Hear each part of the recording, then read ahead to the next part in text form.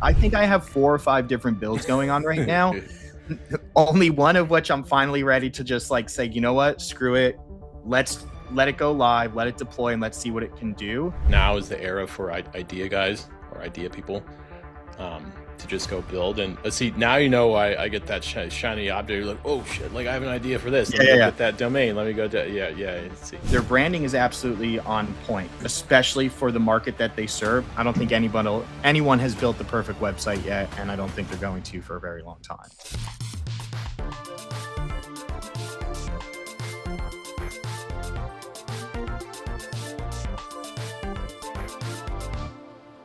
What's up, y'all? Charlie here. Builders Growth Lab podcast, episode 45. No guest today. We had a guest lined up. Poo-poo happens, as Kevin O'Leary says. Yeah, on Shark Tank. We had, his name is Henrik Skagerlund. I'm going to screw this up. Skagerlund Fast. He's a co-founder of Lemu. Maybe that's why he backed out, Charlie, because you just butchered his name on the last episode. Maybe. I don't know. I feel like he would have done that earlier. Than he Probably. did. Well, the very cool platform was it was built 100% on Lovable, and he had perfect founder market fit. He had domain expertise.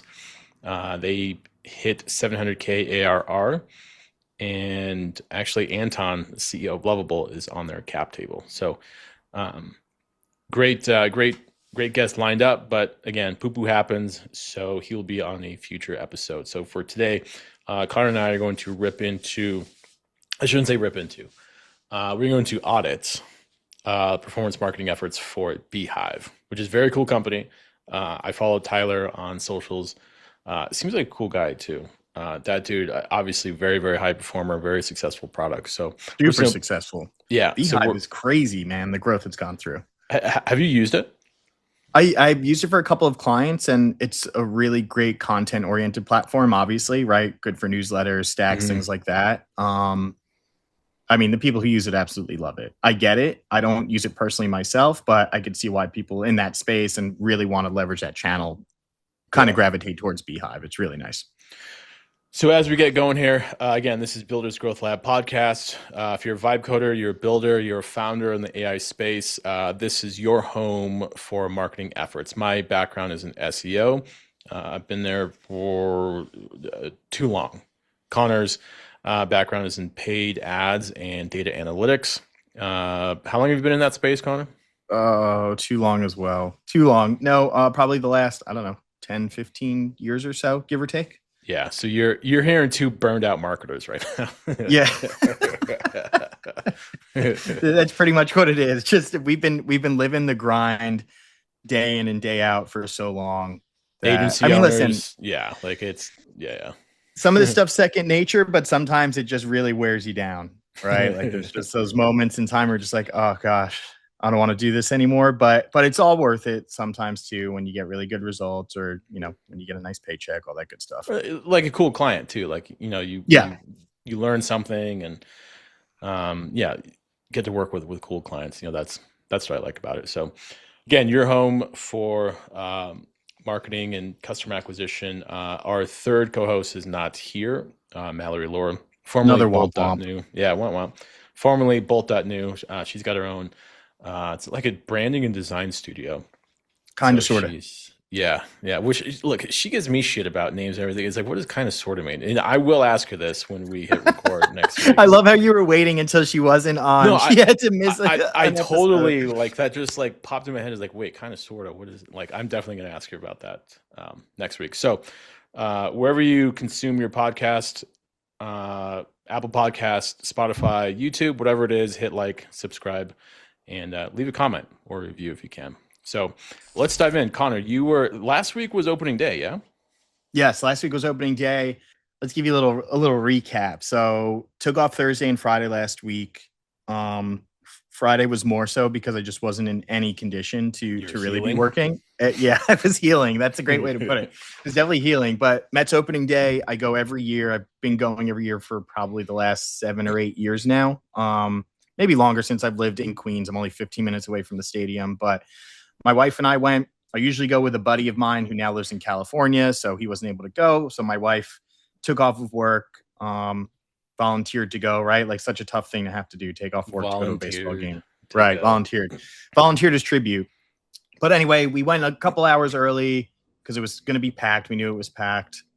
We actually rode. It's they call them Redbirds, and they're like subway cars from like I think the 50s and the 60s that they only bring out for special occasions. And you Ah, take the 7 train to City Field. Like that's the train that takes you at Mets Willets Point, where you get off and you can walk to the field. It's about 5 minutes. So they brought out the old 7 train. It's like this big red looking, like just it looks old. It's this old subway car, but it was really cool. It had these. Speaking of marketing, I was in it and it had all these old like ads from like the early 90s, like mid 90s. what were they? Like let me like so like the Sobe, like the Yeah, drink, yeah. the lizard drink, like they had that up. They had So like be the old yourself. yeah, they had like old school Bud Light posters, and it's like you can tell the people are dressed in like 90s attire. They have like headphones with a Walkman on. So it was really cool that they kept a lot of that either preserved or they just redid it and just remade it for that specific purpose. So it was kind of like a little, ride back in time, jumping on the subway. Got to the game and the Mets, they crushed the Pirates. They got Paul Skeens out in the first inning. And if you don't know who Paul Skeens is, he's like the best pitcher in baseball. Like him and maybe 2 other guys are on his level.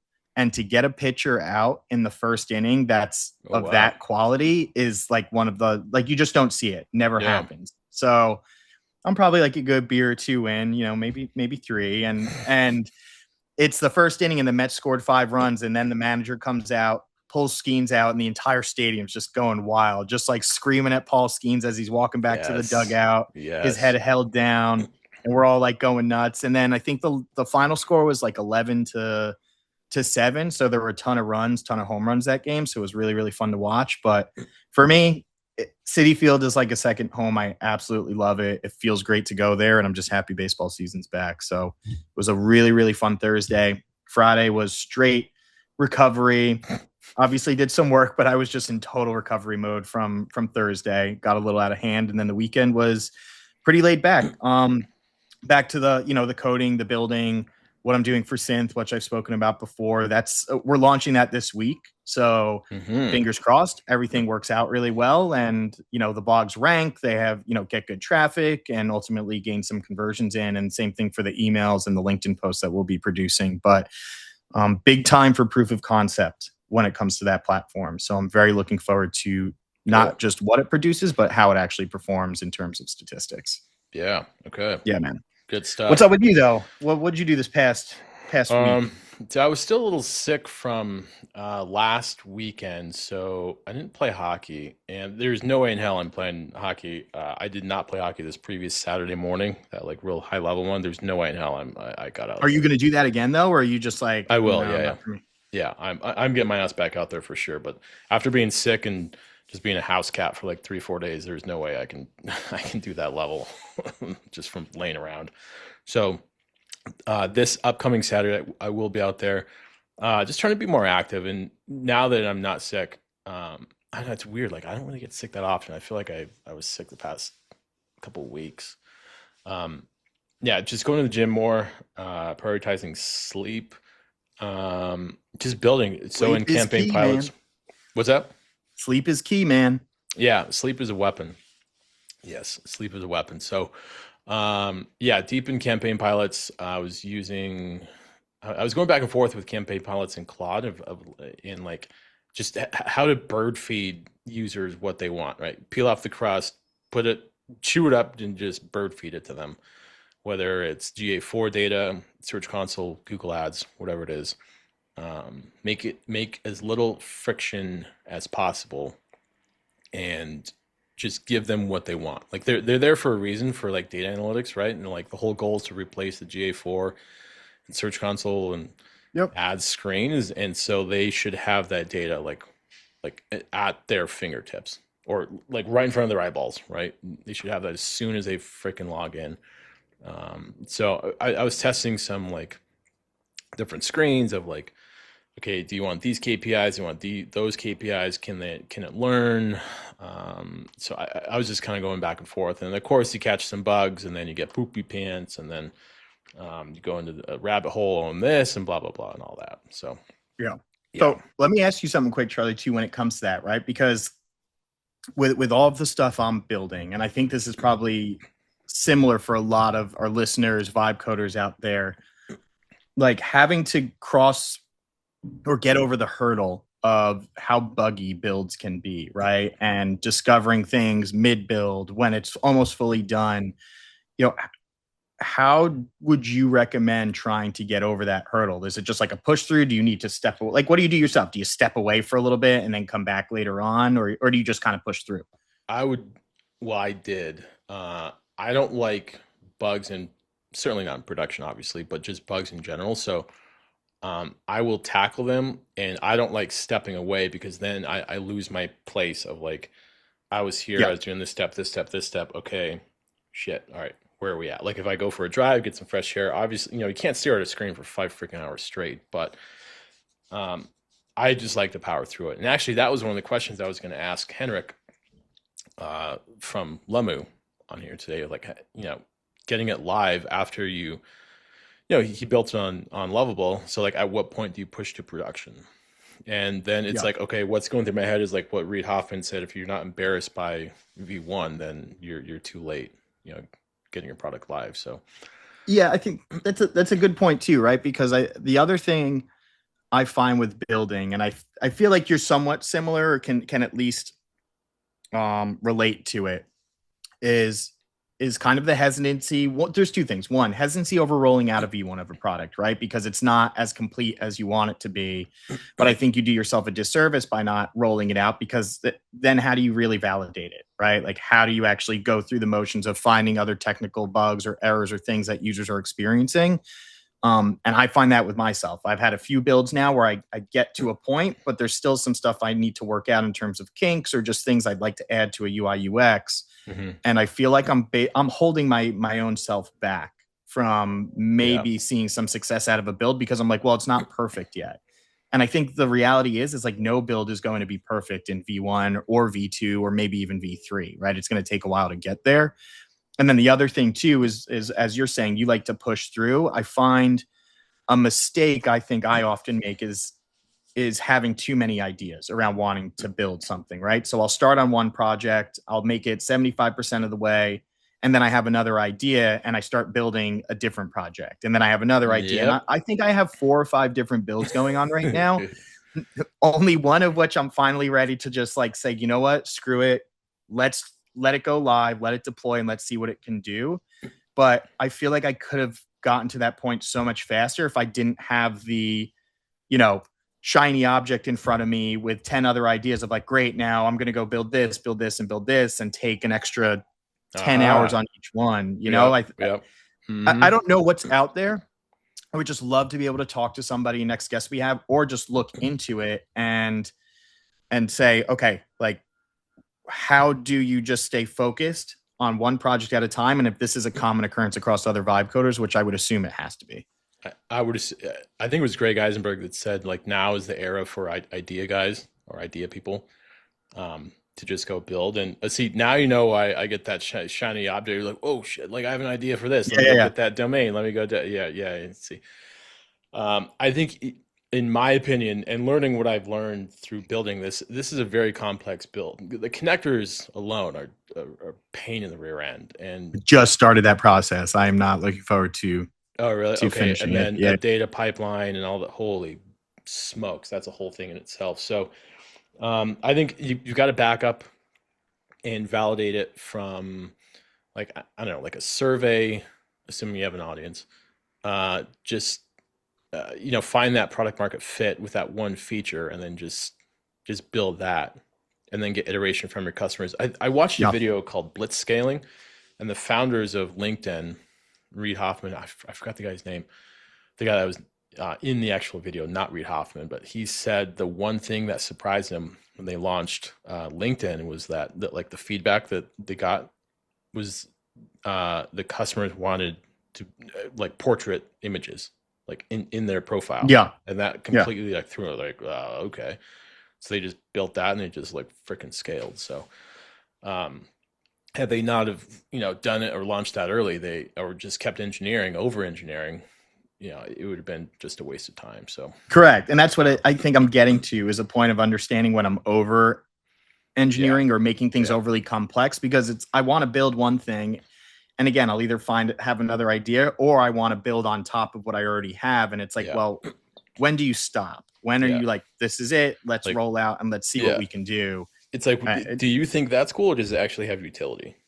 Yeah. Correct. Exactly. Yeah. So, Yep. yeah, that's tough.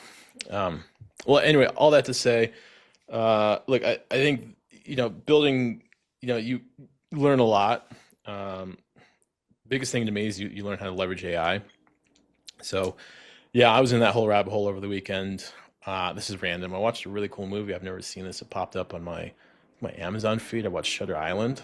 That movie was nuts. Shutter Island was great back in the Yeah, day. yeah, badass movie. I'd never seen it before. So now I take my Sunday nights are me just watching like a movie or like some YouTube videos or whatever, and just like shutting off my phone and it's like I throw my phone across the room. It's just me just eating like a trash panda and just watching videos or a movie or whatever. Yeah, 'cause I freaking love Sunday nights. Sundays come like 4 or 5 o'clock if I don't So go to the no gym. Sunday scaries. You're like No, totally like, I'm like excited. I know I sound like a total nerd, but no, I oh freaking love man, Sunday that's like nights. me on Friday nights. Like if I'm not doing, I love a weekend with absolutely no plans, where just Friday night comes. I'm like, I do the same exact thing. I'll just sit on the couch, throw a movie on, phone and like computer are totally Yeah, off, like because I'm just unwinding from the week, and it's like, see you later. Like I'll see yeah, you when I'm back on Sunday. beat it. Get the Yep. hell out of here. So, that was cool. Yeah, I just dove in Monday morning, and yeah, going into campaign pilots. Going to push that hard. Saw some cool companies pop up, like marketing agents, and so I'm looking at those. Um, Blah blah blah. Getting all that out. So yeah, that was kind of my week. So also I saw some pretty cool. Well, I shouldn't say cool news. Some pretty wild news as we dive in real quick to the news here. That OpenAI cut 3 products.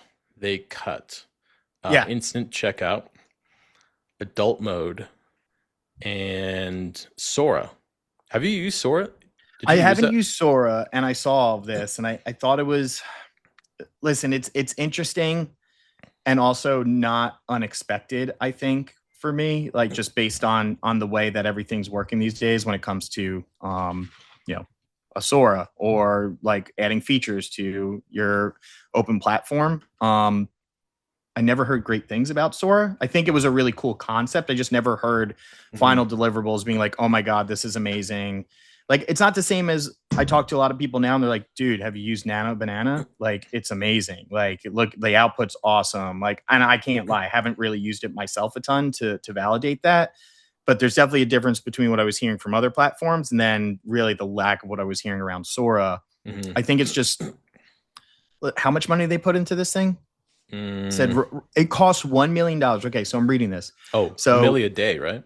yes, 1 million a day. So Sora was only around for 6 months, and running it cost roughly $1 million a day because of how heavy the computing needs were for it. Which again, that makes sense. But this is where I start getting into that, you know, bubble thing too, of like, when are things gonna burst, or like, is the market already oversaturated with too much AI stuff that's being put together, like a Sora, where you're putting all this money behind it? I, People may have invested into this specific project, and it's a total flop. You spent $1 million a day for 6 months. How many days is that? That's I, $150 million. they knew that though. Like to my, I think that they being open AI, more like closed AI. I saw those. I saw that comment on X. I don't think they're supposed to hit profitability open AI until 2030. I think that's I thought I saw that somewhere. So they open AI. They knew it wasn't going to be profitable, and I think that those are just appendages. Those 3 shutdowns, they gas them, and then they get 40 billion from SoftBank. And to me, that's like, okay, you guys focus on what's working. Enterprise, it looks like, just cut the shit that's not working, trim the fat, and IPO this year. That's how I took Yeah. that. And Yeah. and they're going through like a hiring blitz too, I believe. Are they? Okay, Yeah, that I didn't know. And listen, that makes sense I thought too. I saw something on that too. Yeah, I mean, you're actually, yeah, obviously they did. you sound more informed than I do on it. It's just, again, to me, and maybe it's just because it's just happening week after week, and again, different things, but it's like the whole metaverse thing after how much money was spent into it in it, right, and being poured on it, and how much momentum they have. I don't know. It's just very underwhelming to read news like this, seeing how much money's being spent when it could be spent maybe in places that it's just better allocated. Who knows? Who's to say? Again, it just kind of, I'm seeing some similarities over the last couple of weeks when it comes to things like this. So, Gotcha. Next story. Claude Code is just crushing it. So I'm going to read our little synopsis here. While OpenAI was focused on keeping Sora alive, Anthropic was quietly winning over the software engineers and enterprises that drive revenue. Claude Code, right? Claude. In particular, was eating OpenAI's lunch. That is per Yahoo Finance, according to the Wall Street Journal's and their investigation into the Sora's shutdown. Really, all that to say, Claude Code is just crushing it. I've used it. I think it's just easy to use. I think it's just simple, and the output I think is great. Look, if something is easy to use and it just makes your life easier, like people are just going to keep using it and it's just going to keep spreading. I see Claude Code is all over X. Yeah, it's everywhere. I mean, listen, everyone I'm speaking to, coders, builders, people who are just curious, that I'm also recommending it, but they're all mostly in Claude Code. I have a few people who are still using Codex. I just think Claude Code's interface is so much easier and so much more friendly for a novice or beginner, and that's the reason why. But I also think, honestly, the work output is better than what I've seen in Codex too. And I haven't used Codex enough, I guess, to really validate that either. But my opinion is that's more word of mouth than anything. And I also think there's some other factors there behind that, why people aren't using like a Codex versus a Claude Code. But we'll see. Interesting. Okay. Yeah. All right. Well, let's jump in. We're gonna do a breakdown / audit / peel a curtain back on Beehiiv. So, can you tell, like, for SEMrush, for SEO and content, we just use SEMrush. Are there tools that you can like audit, like paid ads? Are there, like, how does that work? Yeah, there's certain tools out there, especially like on Facebook. You can actually even type in and like put a company's name for like Beehiiv, and you can review what ads that they're running. And like a Facebook preview tool, you can definitely see all the yeah, ads. Really? It's pretty cool. Wow. It's a pretty neat tool. There's definitely stuff out there for paid ads as well. I mean, a lot of times what I'll do if I want to start with something is I always start with like a branded search, and I want to see if they're doing something along those lines, right? Like I don't even get so advanced with it. It's like, so Beehiiv, for example, if we're looking on Google and I just type in Beehiiv, of course they're running a branded ad. They want to protect their nameplate. But it's the very first sponsor result, right? So, but if I do newsletter platform, right, there's going to be a lot more competition, but the first one that still pops up is Beehiiv. So they do a really great job of making sure that they own the market.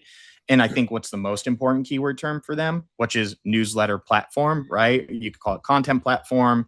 Let's see what they show up for on that. Platform. Is that a paid result or is that an organic? Paid result. Yep. That was paid. Okay. So they're the first one. MailChimp comes in at number 2. Then you have some Flowdesk and Klaviyo, and then you get into the organic stuff. So listen, my take on Beehiiv is, one, their branding is absolutely on point, especially for the market that they serve. They're in a very creative space, right? A lot of Substack users, a lot of content creators, right? Influencers. They're very, very big on Beehiiv. So I think their branding, once you get to their website, really speaks to the audience. But I think the second thing being is, like, even for newsletter platform, they're the top result. Paid ads are it's a pay to play space, right? Like, and they're willing to pay more than others. And I think their visibility helps them more than anything else. But not just that, they also have a really good connected TV, CTV campaigns that run. They do really good retargeting. They have a really good omni-channel presence, I guess is the best way to put it. So I like that. To me, Beehiiv, again, they just do a fantastic job all around, but really catering to the market that they want to serve. And I think that's a very specific niche audience, right? I don't see, like, let me go to the site really quick and look. I just don't see an older demographic really connecting with a Beehiiv. I see an older demographic connecting with a MailChimp because it sounds familiar. It was one of the first platforms out there, but it's not really meant Mm-hmm. for content and newsletters in that capacity, where Beehiiv is really catered to that. But that's my take. Again, I think they do a fantastic job across the board. They're showing up for the right search terms. They also do really good retargeting. And they have really, really good connected TV ads. If you haven't seen them, just look them up, because again, it just speaks to who they're trying to target really well. So yeah, I mean, from an SEO standpoint, what do you see there, Charlie? So when I land on the index, well, let me back up real quick. Why you said their target keyword is newsletter platform? Why is it that and not like newsletter? Or I'm gonna run like I'm in SEMrush as I ask this. So if I SEMrush go, will show you the paid results too. So typically, I don't use anything too different than what you would use from an SEO perspective. So Ahrefs and SEMrush both show you paid results when you're running a site through, right? So you're going to pick up Mhm. a lot of that stuff as well. I'll say newsletter is a little too It's too for broad. me. It's way too broad, right? And I would get why you might want to bid on that term. But I think newsletter is it's a little less transactional in nature, and it's more navigating and informative in nature, where you're not drilling down enough. So I think Beehiiv not showing up for that result, at least in what I've looked at. You see MailerLite, Constant Contact, Brevo. Hmm. Those are all good platforms that I've used, but again, those aren't newsletter platforms to me. Kit, Beehiiv, those are like the top two that come to mind, and I think they just serve the market better.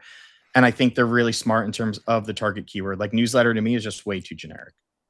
Interesting. Okay. So there, each one says newsletters on their homepage. Pardon me. So it says Yep. powering the internet's best newsletters, and seems very like tech heavy. I know they have an MCP, which is badass. Build a newsletter that grows your audience and makes money. Okay, let's see if that. Yes, Tyler, we are diving in right now into your your homepage. Tyler, it's dope though. Yeah, yeah, it looks freaking great. Okay, so that's an H2. Okay, this is very basic stuff. H1, everything you need, one platform. Yeah, okay. So if I go to let's go to the site map and see what these guys are cooking. While you're doing that too, Charlie, I think the other thing to mention also with a platform like Beehiiv, and not saying the others don't, because they all do in this capacity, but Beehiiv is really um it's very much also catering to people who are looking to monetize their newsletters, right? It's not just like sending it out for the sake of sending it out because you have an audience you're pulling in from Google ads, right? Like it's not for e-commerce stores, right? Like these are people who, again, content creators, influencers, um, Substack, like users, like they're all in here, Hmm. obviously to write and to push their content out. But Beehiiv has a lot of tools in there to help you monetize your newsletter and help you monetize the content that you're pushing out there. Whereas a MailChimp, a MailerLite, they're just not as sophisticated in that sense yet. And I just think it's because they're not crafted specifically for that type of stuff. And Beehiiv really is. To monetize content? Yeah. Yeah. Like, Really? think about like, um, you know, pushing to ad networks, right? Or creating, like Kit does this, I know, and I'm sure Beehiiv does too. But leveraging space within your newsletters to put sponsored posts from other businesses and organizations. Like, for example, Kit does this really well. And again, I'm sure Beehiiv does too, where you can sign up to be affiliated with, let's say I have a newsletter on fishing, right? Like about fishing in New York City and Long Hmm. Island. And I'm writing content. I have 50,000 followers, signups, newsletter audience, and there will be available ads for me. And maybe one of them is going to be from Penn, right? Penn rods and reels. And they'll say, Conor, we love your content. Or they'll just make it available to me and say, we want to place our ad within your content because it makes sense from a cross channel perspective, right? Or just like cross informational perspective. I'm writing about fishing. They sell fishing rods and reels. They want to place something within my newsletter that I send out. And Beehiiv or Kit are the ones that actually really make the marriage work, right? Otherwise, I wouldn't have known unless I'm doing actual outreach to Penn to see if they're interested in it. And I just think that's a little bit more laborious in nature as opposed to Kit and Beehiiv doing some of the work for you and saying, hey, listen, place this ad in here. And if you get 30 clicks, you're going to get $1.50 for every click you get, right? You don't even need to make a purchase, have a purchase come through. For every click that you drive to Penn, rods and reels, we're going to give you $1.50. And this is how somebody now monetizes the content, outside of just maybe selling programs or platforms or courses or whatever else it may be. So Okay. just another thing to add in there. Okay. Well, I'm looking at the sitemap. There is a whole lot of pages on this domain. So I go to beehiiv.com/courses. That is the parent page. The fact that they have courses is freaking awesome. And the child page is newsletter-XP. So when I land on that, the comprehensive course on how to build, scale, and monetize your newsletter, taught by the experts who have done it before. That's freaking awesome. There's a Vimeo. As we scroll down, that's good content. We're sharing the secrets to building a 10-figure newsletter business. Alex Lieberman, well, he'd be the guy, co-founder of Morning Brew. Alex Lieberman and Tyler Dank. Okay, this is pretty badass. More content, testimonials. Yeah, this is pretty solid. So I'm going to go to the parent page of courses. Let's see how it's a 404. That's weird. Okay, I was thinking typically like with a parent page, you would list, in this case, it should list the actual courses, and then you should have some content, and then the child page should link up to the parent page, and the child pages should all link to each other. So it creates a content silo. That's what I was expecting to see here, but. And you're not seeing that. I'm not seeing that, no. So if I go, let's see, let's go back to the sitemap here, enterprise. Yeah, see, they're kind of, they're not connect with courses. There's the courses. It's like they're not like in order. So it's like I'm literally looking at this with you and like thinking out loud. So okay, so they have a features. Let's try this again. Okay, so they have beehiiv.com. The parent page is features, and the child page is artificial intelligence. So that's cool. So it looks like they're targeting AI being artificial intelligence. That's in the URL. That's in the, looks like it's in the title tag. Built for newsletter operators, and the H1, artificial intelligence for newsletter operators. That's redundant. So if you were to tell them anything, Charlie, what would be the recommendation then? Or do you kind of look at this as a more sophisticated setup from an SEO perspective? I see this as like pretty sophisticated. I think there's not a lot of content on here. It looks really cool. The design of the page is freaking awesome. It's really cool. Yeah, the design's fantastic. I think aesthetic and branding for them is such a huge thing, and it works really well. Yeah. So okay, with that in mind, to your question, I'm going to delete the child page URL and just go to /features. I hope it doesn't. Okay, so this one doesn't 404. That's good. All the tools you need to engage, grow, and monetize your audience. So then it should list the feature. Yeah, perfect. And then on here, so I have cards. So there's a row of 3 cards, and there's stacked by, so 3 by 3 of cards. So it says analytics, survey forms, newsletter. In these cases, user features, paid subscriptions, RSS to feed, blah, blah, blah, blah, blah. I would think at some point in this content that the child pages, these cards, link together, and then they link up to features, but it doesn't look like that. Why builders choose Beehiiv. Frequently asked questions about our features. Okay, so that's common. It's not, they're losing some link equity. And what happens when you do that, when you create a content silo, when you get a backlink, which I'm sure they have a whole lot, that link equity flows through that entire content silo. Gotcha. And then, and we were talking about this earlier too, as far as like segmenting audiences. I'm sure they can segment these features. Yes. Okay. So perfect. So it goes /features /newsletter templates. And then they can target the keyword newsletter template.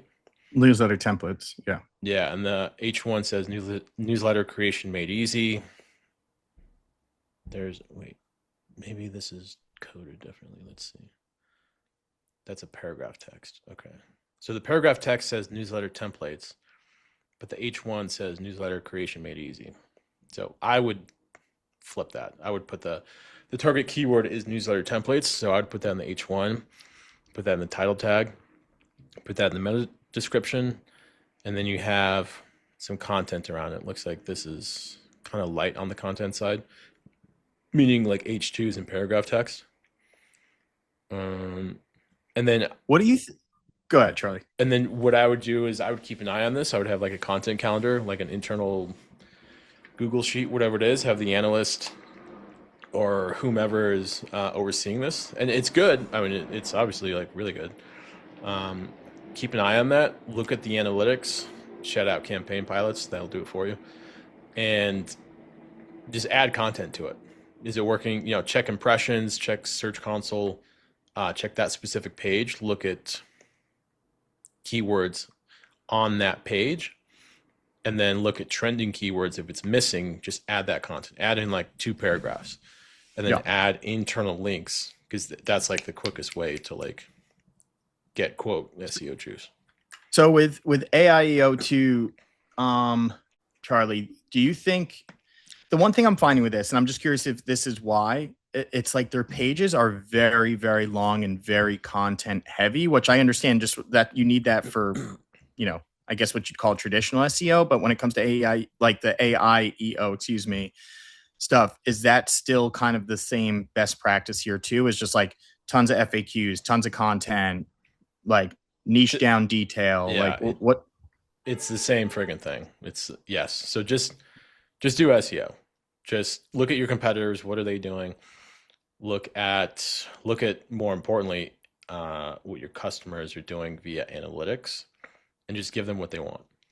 They want a page. So there's really no difference to you No. between just traditional. It's all the same stuff, and even you think Same. even LLMs will pick up on it just because Yeah. of the content Yeah. on page. Same freaking thing. Yep.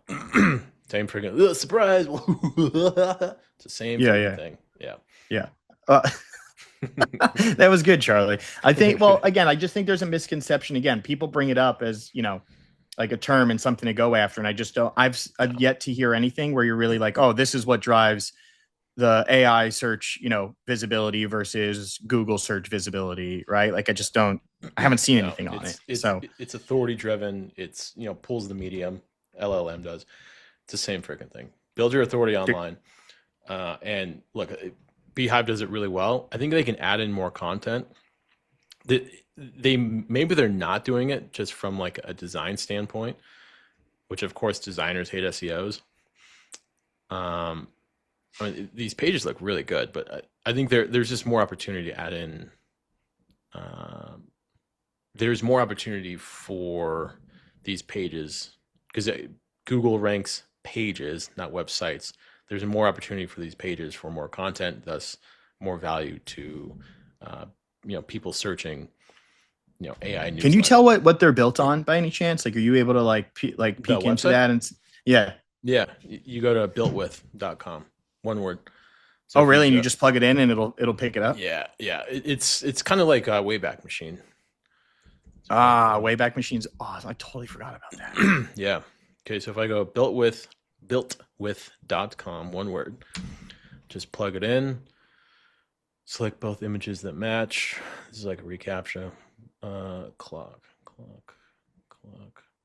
Okay, so analytics and tracking. It's got HubSpot, Sales Loft, Visual, Website, Optimizer, of course, Beehiiv, Cloudflare, widgets, Google Tag Manager, site links, search box, frameworks, headless UI, Next.js, organization schema. Ooh, that's good. You got schema. iPhone mobile compatible. CMS is Prismic. Prismic. Yeah, we've worked with a retailer that used Prismic. It's kind of hard to never even heard of Prismic. Understand at first. Yeah, and then verified link.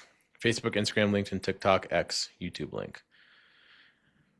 Document encoding, UTF-8, blah, blah, blah, blah, blah.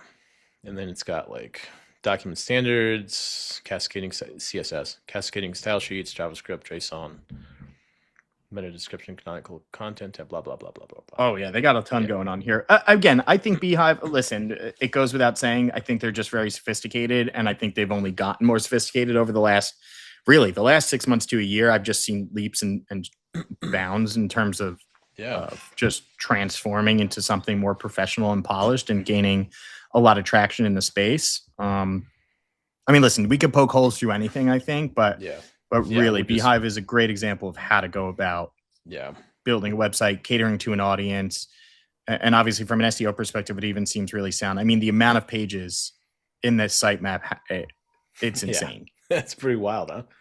Absolutely insane. So Tyler, good job, man. No, we're totally just sitting on our fat asses and like poking holes in, you know, a very successful established company right now. We're just being shitheads. So oh, not at all, Tyler. Again, it's fantastic. And I think, again, I could take almost anything and poke a hole through it. And that's not I think saying anything negative about anybody, like especially Beehiiv. Is just, hey, like, you know, these are things that are missing, but maybe they're missing for a purpose, or it's something they haven't gotten around to yet. I don't think anyone has built the perfect website yet, and I don't think they're going to for a very long time. So I think dude, they're doing big things, very successful. What that dude has built. They're not that old, yeah. They're just a couple of years. Yeah, they haven't been around that long. They're not like, they haven't been around all that long. So again, that's why I speak to where they started and where they are now, at least from when I was familiar with them. I'm sure they've been around much longer than when I recall starting to use it or at least hear of it. And that was 3 or 4 years ago. But I'm sure they've been around much, much longer than that. But they've really made a place for themselves in the space over the last year, in my opinion. Cool stuff. Hats off to Beehiiv. Very cool tool. So let's roll into poopy pants. I've got a good one. Okay, good. You got a good one. All right. Poopy pants. Everybody's Mallory, we did our best. Man, that our octaves are so different. I just heard it I'm like, oh God. Sorry guys about that, but we had to do it in place of Mallory. I feel like I could take Mallory on in some karaoke. You probably could. No. Maybe next time we get together, we should do a karaoke. And yeah. Let her listen to this and then come back next week and be like, yeah, I heard you guys want to challenge me in karaoke. She's going to quit. She goes, right then and there. Yeah. All right. So you said you had a good one for poopy pants. Oh yeah. Let's hear it, Charlie. True story. So driving here and I've been told, like I'm not an asshole driver, but I've been told I'm very intentional. Like I know where I'm going. I know how to get there. And I don't drive like a dick. So with that in mind, driving here in Denver on a very busy street. It's called Broadway. 3 lanes north, 3 lanes south. I'm driving like a Saturday afternoon. And on the right-hand lane, at least it's the right-hand lane. It's not the left lane where you pass on the left. This guy's just driving really slow. It's this blue van. And I just happen to be like a couple cars back, and the cars in front of me just pass him. And he's going like 10 miles an hour, 15 miles an hour. And like you go like close to 50 on this street. Mm-hmm. The 2 cars pass him, so I'm behind him at this point, and this is over like a couple minutes. This is happening, and I'm just like, what the hell's going on? Like something is happening right now, and I can see through the lift gate, like through the window. He's doing the thing where like you steer with your knee, and his hands are up, it's like not on the steering wheel. God. And I'm like, what the hell's going on right now? So I speed up. Of course, I pass him.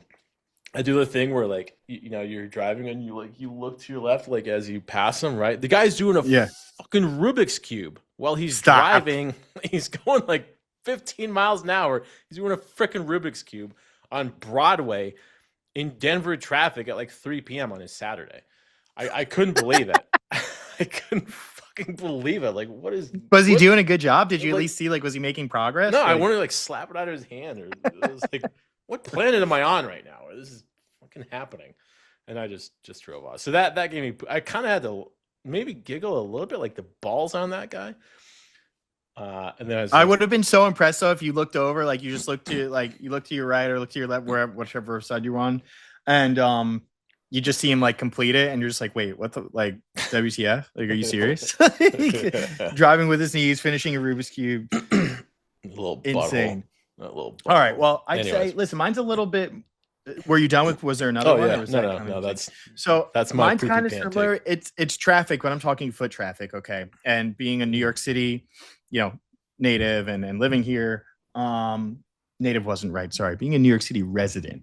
Well, New York native, but anyway, digress. So slow walkers. I cannot stand slow walkers. And I feel like New York City, you deal with it more than anywhere else. And I understand tourists, you come in, big buildings, wow, cool, fun, yay, like, especially during Christmas. But I cannot stand, it's not just slow walkers, but it's slow walkers who don't walk straight. Like, so you'll have like a slow walker and people like, you ever see people who like don't walk straight and they kind of just walk Yeah, like yeah. in zigzags? I have a friend like It that. annoys the hell out of me when I have somebody not only slow walks. If you slow walk, I can walk around you. I walk relatively fast. I can't walk around you if you're zigzagging to and fro as you're walking really slow. And every time I try and move around, it's like getting blocked off, like I'm in a NASCAR race and I can't get first place. I can't stand it. And I just wish just one a day. Just give me one a day. Just let me give you a flat tire. For those of you that don't know what a flat tire is, it's when you step on the heel of somebody in front of you so their shoe Oh, comes off. And I just want to give them a flat tire and just be like, oops, my bad. And then just flat kind of be tire. on my way. But slow walkers, I don't want to say you're not welcome in New York City. Just keep your wits about you. You know, like we love you. Tourism is great. Love all that stuff. Love that you're here. But just keep your wits about you. New Yorkers, we're very want to get to where we're going, and that's kind of it. So Intentional. Yes. very intentional. It's a good way to Okay. put it. Very intentional. So I like slow that. walkers, boo. You give me poopy pants. I don't like it. Speed it up. Yeah, Austin told me this. She told me this at the Denver airport that you walk fast and you have no problem walking through people.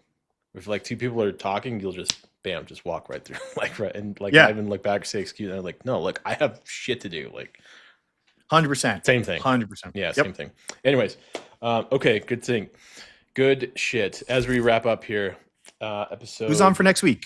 45, we got what's on tap. So next week, we are having this guy's like all over X. He's all over LinkedIn. He is the CEO and founder of Pulsia, which is AI slot backwards. His name is Ben Broca, and he's actually old business partners with Travis Kalanick in Cloud Kitchens, the Oh, founder of really? Uber. Yeah, so I'm Oh, definitely I'm asking questions about Travis Kalanick. So stoked for that, and I'm going to read a little blurb here. The solo founder behind Pulsia and Ben built Pulsia as a solo founder and reached 1 million ARR in approximately 1 month. The platform manages over 1,100 autonomous companies simultaneously, provisioning full business infrastructure for each user with an AI CEO agent handling engineering, marketing, sales, outreach, and ad campaigns around the clock. And I think it's in 3 months, this says that it tripled to 3 million ARR that's insane. over 3,000 companies, which is bananas. So we're gonna It's have pretty cool. Have you used the platform, the I software? haven't used it. I've seen it. I went to a page. What was his page? It was like about maybe his about page or maybe like a live view or whatever. It's almost like literally peeling the curtain back and you just see agents just doing that like thinking. There's a word for it when you see agents think. Um, shit, I can't remember. But yes, I've been on I've not used it, but I've been on it. Yeah, It it's looked pretty cool. cool. Yeah, it's pretty cool. I haven't used it. I haven't used it a ton. But I mean, I think I like plugged into it and like within a couple, like, I don't know, maybe 20 or 30 minutes, it was already giving me like some really good stuff, like in terms of like just return, in terms of like business growth and everything. I explained what I am, like story advertising, etc. And it just kind of took it and ran with it. So pretty cool platform. Do you plug in your URL or do you just tell it? Yeah, I plugged in my URL. That's Okay. exactly what I did. So you give it your URL and then it'll read it. And again, I think it, depending on who you are, I think you can find a lot of use cases for it, but it's really great in terms of identifying opportunities to either scale your business, earn you more revenue. Like it'll just kind of go off and do its own thing in that regard. So definitely Okay. tune in. Super neat. Looking forward to asking this guy more questions. Cool. Ben Broca. He's on next week. That is episode 46. So here, wrap up episode 45. Find us on YouTube, Apple Podcasts, Spotify. Like, subscribe, drop us a comment on X or LinkedIn. And until next time, peace. Peace.